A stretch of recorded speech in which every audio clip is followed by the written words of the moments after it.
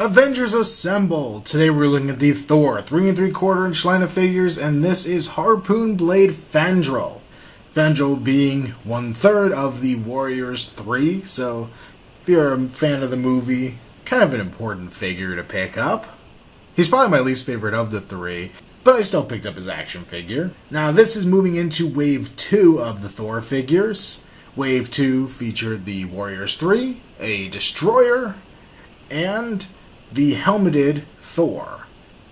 Now, seeing as it's only 5 figures, I'm thinking there probably was something else in there, some repaint or something that I'm ignoring.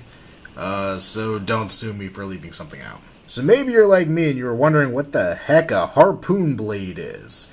Well, it's evidently this. I can't explain it much better than that. A piece of green plastic with gold crap and a silver tomahawk-y thing? I don't know. It looks like crap. It's huge. It's ridiculous. You hit the button, the missile fires, and the 2 little doors open. That's just kind of weird. Basically, it looks like they took 2 of their other little accessories and just mishmashed them together. It must have been a leftover missile launcher from the Iron Man 2 line. Fandral's other accessory is his sword, which is pretty nicely done. It's a little warped, but it's a decent enough blade, and he's got his fancy little hilt down here, which is kind of cool. On his leg, he has the sheath, which is a little large in order to accommodate the blade, which kind of stinks, but you take it and slide it in there. Unfortunately, the hilt is so big that it actually kind of butts up against his body, and that's kind of why the blade's warped, honestly. It's a cool idea, but not well executed, and I'll probably just keep the blade in his hand. Figure itself is pretty nice. I think they captured the likeness of the actor pretty well. My facial hair is not painted all that well, but you know, it's decent. I love the little smirk they gave him, very fitting of the character, and the little swoop in his hair is a nice touch as well. Fandral's costume is not all that complex compared to Thor and Loki.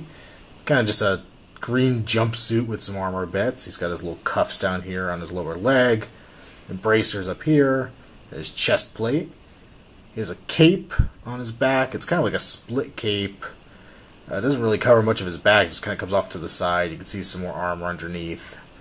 This whole piece is soft plastic, and you can actually just take it off. No big deal. It stays on pretty well on its own, too. And I think he looks good either way. He looks good like this without it and with the cape. But for the rest of the review, let's just keep it off so you can get a better look at what's there. There's that front piece of armor. It doesn't get in the way of his articulation, which is fantastic. He's got, you can see, the sheath is held on at a belt and down lower on his leg. Once again, this whole thing's just kind of bulky, and I wish it was a little smoother and better executed, but it's not. There's a better look at his back armor. Pretty simple. He's a pretty simple figure overall, but he's got a nice look to him. And still pretty cool. For articulation, he has a ball-jointed head. He does not have the hinge that some of the other figures in this line have, which is a little disappointing. He has the ball joint at the torso. Once again, his armor is made so it doesn't interfere all that much, which is great. Pin and socket shoulders, so you get a great range of motion there. Bend and rotate at the elbow. Rotate at the wrist. Standard movie-style ball hips up here. Rotate at the upper leg. Bend the knee at 2 points, even though mine's a little stiff. Bend the foot at the ankle. Once again, very stiff on mine. And rotate. Fandral definitely not my favorite of the Warriors 3, but he still makes a pretty cool figure.